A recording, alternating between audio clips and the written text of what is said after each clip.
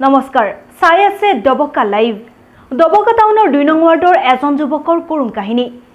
নিতু বক্সি নামৰ যুৱকজন জটিল ৰোগত আক্ৰান্ত হৈ বিগত ২ বছৰ ধৰি বিছনাত ছটফটাইছে উপায়ন্তৰ পত্নী আৰু ভগ্নীয়ে হাতজোৰ কৰি সহায় বিচাৰিছে চৰকাৰ তথা হৃদয়বান লোকৰ আপোনাৰ অকণমান সহায়ে হয়তো সুস্থ হৈ উঠিব নিতু বক্সি প্রার্থনা আর কোনো নাই মোর মা দেউতা সব দোকান দাদাটোই আছে আর কোনো ভাই বোন কোনোৱে নাই ভাড়া ঘৰত থাকে সবৰ ওচৰত ছাৰৰ ওচৰত মোৰ যোৰহাট কৰি কৈ আছোঁ যাতে ভালদৰে তাৰ সুচিকিৎসা কৰি তাক ভাল কৰি দিয়েছেন এক হৃদয় বিদাৰক দৃশ্য অসুস্থ ভাতৃৰ বাবে সহায় বিচাৰি এইদৰে কান্দি উঠিছে এগৰাকী ভগ্নী নীৰৱে চকুলো টুকিছে পত্নী আৰু কণমানি পুত্ৰই হয় কাৰ জীৱনলৈ কেতিয়া বিপদ নামি আহে সেয়া কোনেও নাজানে বিগত ২ বছৰ ধৰি বিছনাত ছটফটাই থকা এই যুৱকজন হৈছে ডবকাৰ ২ নম্বৰ ৱাৰ্ডৰ নিতু বক্সি এসময়ত কাম বন কৰি নিজৰ পৰিয়ালক পোহপাল দিব পৰা নিতু বক্সিৰ আজি এই অৱস্থা হাড়ৰ এক জটিল ৰোগত আক্ৰান্ত হৈ চিকিৎসাৰ অভাৱত এইদৰে মৃত্যুৰ ক্ষণ গণিবলগীয়া হৈছে নিতু বক্সিয়ে GMCHৰ চিকিৎসকে পাটনা নিবলৈ পৰামৰ্শ আগবঢ়াইছিল যদিও অৰ্থৰ অভাৱত সেয়া সম্ভৱ হোৱা নাই নিতু বক্সিৰ পত্নীয়ে বেলেগৰ ঘৰত কাম বন কৰাৰ লগতে আবেলি সময়ত পকৰি বিক্ৰী কৰি একমাত্ৰ পুত্ৰ আৰু স্বামীক জীয়াই ৰখাৰ সংগ্ৰাম কৰিছে উপায়ন্তৰ হৈ অৱশেষত চৰকাৰৰ লগতে হুজাই জিলা মানৱ দৰদী লোকসকলৰ পৰা সহায় বিচাৰিছে পত্নী আৰু ভগ্নীয়ে মোৰ দাদা হয় ২ বছৰ ধৰি বেমাৰত ভুগি আছে আমি GMCত মই প্ৰথম চিকিৎসা কৰা হৈছিলে প্ৰথমে এটা অপাৰেশ্যন হৈছিলে অপাৰেশ্যন হোৱাৰ পিছত ভালে হৈছিলে আৰু এটা কৰিবলৈ কৈছিলে আমি পইচাৰ অভাৱত কৰিব পৰা নাই তাৰপিছত ইয়াত ঘৰত আহি লকডাউন গ'ল লকডাউন যোৱাৰ পিছত এতিয়া থাকি বেছি হ'ল সিদিনা লৈ গৈছে সিহঁতে টেষ্ট কৰি ডক্টৰে কৈছে এতিয়া ইমাৰ্জেঞ্চি পাটনা নিব লাগে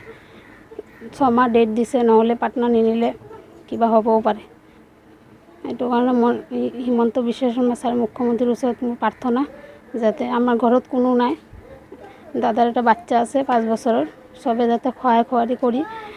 আৰু ৰাইজেও যাতে কিবা সহায় কৰে মোৰ দাদাটোক যাতে সুস্থ কৰি দিয়ে ভাল কৰি দিয়ে সেইটোৱে ৰাইজৰ ওচৰত প্ৰাৰ্থনা আৰু কোনো নাই মোৰ মা দেউতা সব দোকান দাদাটোই আছে আৰু কোনো ভাই বোন কোনোৱে নাই ভাড়া ঘৰত থাকে সবৰ ওচৰত ছাৰৰ ওচৰত মোৰ যোৰহাট কৰি কৈ আছোঁ যাতে ভালদৰে তাৰ সুচিকিৎসা কৰি তাক ভাল কৰি দিয়েছেন ঋণ লৈছিলে ছাৰ গোটৰ পৰাও ঋণ লৈছিলে গোটৰ পৰা ঋণ লৈ চিকিৎসা কৰিছে কিন্তু ভাল হোৱা নাই এতিয়া ঋণো দিব নোৱাৰে ঋণৰ মানুহ আহে ঘৰত কিন্তু দিব নোৱাৰে পৰিয়ালটো আমাৰ বৌয়ে আবেলি পকৰি চকৰি অলপ ঘৰত বনাই আগত মানুহৰ ঘৰত কাম বন কৰিছিল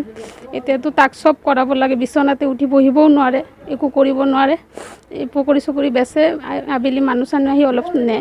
অলপ চলপ বিক্ৰী হয় এইটো আহ্বান জনাওঁ যাতে চবে যাতে আমাক সহায় কৰি আমাৰ দাদাক যাতে সুস্থ কৰি দিয়ে ভাল কৰি দিয়ে 3 বছর ধরে মানে বিছনাত পুরা পায়ের প্রবলেম হাড্ডি কয়ে গেছে বহুতবার মানে গুয়াহাটি গেছি ট্রিটমেন্ট হয় ঘুরে দেয় করে সরকার থেকে যদি কিছু করে তাহলে আমরা বহুত সাহায্য পাবো হাড্ডি পায়ের হাড্ডি হিপসের বলটা ক্ষয় হয়ে গেছে ৰঞ্জন বক্সি তেখেতে 2019ত এবাৰ বল তেখেতৰ খোজকাঢ়িব নোৱাৰে তেখেত বিচনাত আছে তেখেতৰ এবাৰ এটা অপাৰেশ্যন হৈছিলে বলৰ অপাৰেশ্যন হৈছিলে কিন্তু ছেকেণ্ড টাইম আকৌ এটা অপাৰেশ্যন কৰিবৰ কাৰণে দিছে সিহঁতে পইচাৰ কাৰণে বা কিবা প্ৰব্লেমৰ কাৰণে সিহঁতে ট্ৰিটমেণ্টটো কৰিব নোৱাৰে এতিয়ালৈকে 2 বছৰত বিচনাতে আছে ডবকা অঞ্চলৰ যমুনামুখ অঞ্চলৰ বা অসমবাসী ৰাইজে যেনেকৈ সবক সহায় কৰে আমাৰ এই ল'ৰাজনক যাতে অলপ সহায় কৰি তেখেতক অলপ ভাল কৰি দিয়ে যোৱা 1 মাহ আগত তেখেতক GMCত লৈ যোৱা হৈছিলে তো GMCত নোৱাৰে বুলি কৈছে তেখেতক পাটনা পঠাব লাগে পাটনা পঠালে তেখেতে খোজকাঢ়িব নোৱাৰে তেখেতক বেলেগ কিবা উপায়ত নিব লাগিব আমাৰ গভৰ্ণমেণ্ট আৰু মানৱ দৰদী ৰাইজ যিসকল আছে তেখেতে অলপ যাতে মানুহজনক অলপ সুস্থ কৰি অলপ ভাল কৰি দিয়ে তেখেতে খোজকাঢ়িব নোৱাৰে তেওঁৰ বাচ্চা এটা সৰু আছে বৌ আছে আৰু তেখেতৰ ফেমিলিত কোনো নাই মা দেউতা কোনো নাই তো সবৰ অসমবাসী ৰাইজলৈ এটাই অনুৰোধ যে অলপ সহায় কৰি দিয়ে তেখেতক আৰু তেখেতক যাতে ভাল কৰি দিয়ে দুৰ্ভগীয়া নিতু বক্সিক সহায় আগবঢ়াব বিচাৰিলে উল্লেখিত একাউণ্টৰ যোগেদি সহায় আগবঢ়াব পাৰে। পাঞ্জাৱ নেশ্যনেল বেংক একাউণ্টৰ গৰাকী নিতু ৰঞ্জন বক্সি। একাউণ্ট নম্বৰ হৈছে 0290011133785। IFSC কোড হৈছে PUNB 00292020। অধিক জানিবলৈ 9435069372 নম্বৰত যোগাযোগ কৰিব পাৰিব। News desk report Doboka live.